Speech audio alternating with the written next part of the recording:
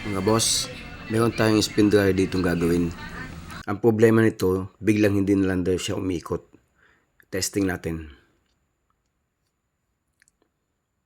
So yan, ayaw talaga niyang umikot. Tanggalin natin at bubuksan natin ito.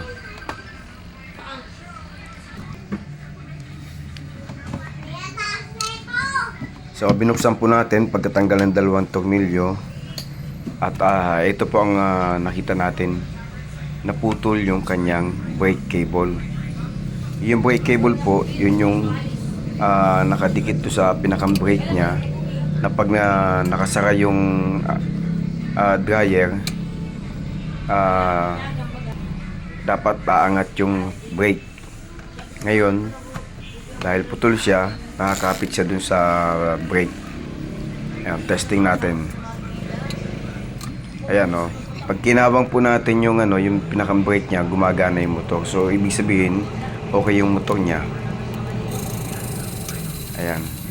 So ang gagawin natin diyan, papalitan natin ng brake cable. Mayroon tayong available niya na pampalit. At mukhang buo pa naman yung dati niyang brake pad, kaya hindi natin gagalawin yung dating brake pad. Tsaka yung spring niya, okay pa naman. So itong pinakang brake lang ang papalitan natin. Tatanggalin yung dati niya. Yan, hugutin lang natin yun dyan sa ilalim.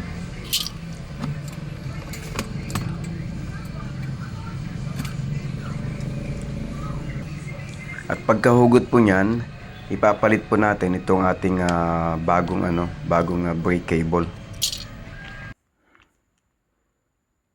Basta kung paano nyo tinanggal po, ganyan din ibabalik yung dati niyang yung bagong cable na ipapalit.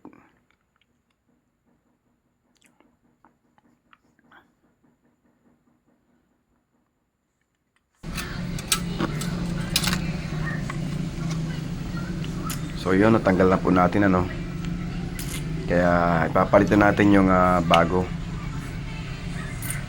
Yan.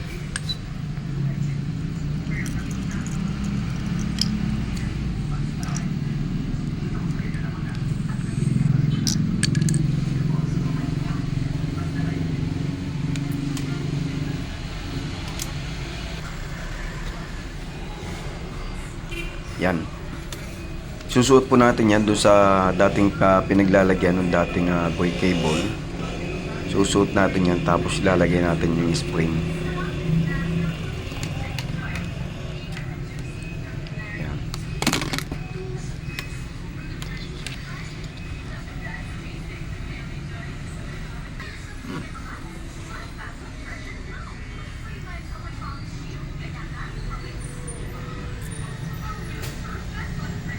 So yan, kung nakasuot na po yan, ilalagay naman natin yan dito sa ating pinakang yung kulay white na yan. Susuot natin yan sa pinakang cable holder. Ayan. Yan yung cable holder. Papunta dito sa ating cable adjuster. Yung maraming butas-butas na metal. Papalitan natin yan at lalagyan natin ng panibago. So yan. Yung may butas-butas, ito. Yan yung pinakang adjuster natin. Kung i-adjust natin yung brake natin,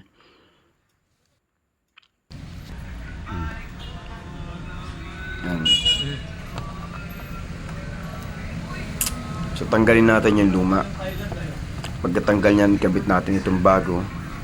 Tapos bago niyo po tanggalin, o bago niyo pala ikabit itong bago, sukatin niyo yung cable kung hanggang saan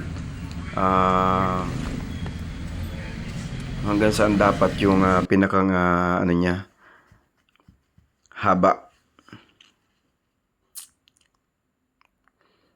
Sa pag na sukat nyo na yung haba, putulin nyo yung sobra na cable.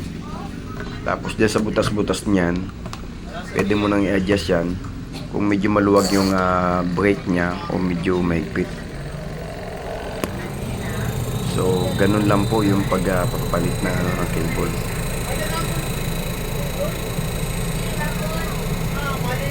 Ngayon, testing na po natin yan.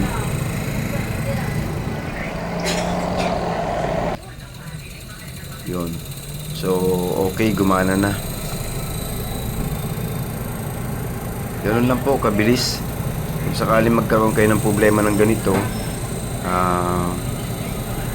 kailangan nyo ng void cable, click nyo lang po yung sa yellow basket. Isang set nyo na po mabibili yan kasama nitong pinakang brake nya, tsaka yung cable, tapos yung adjuster,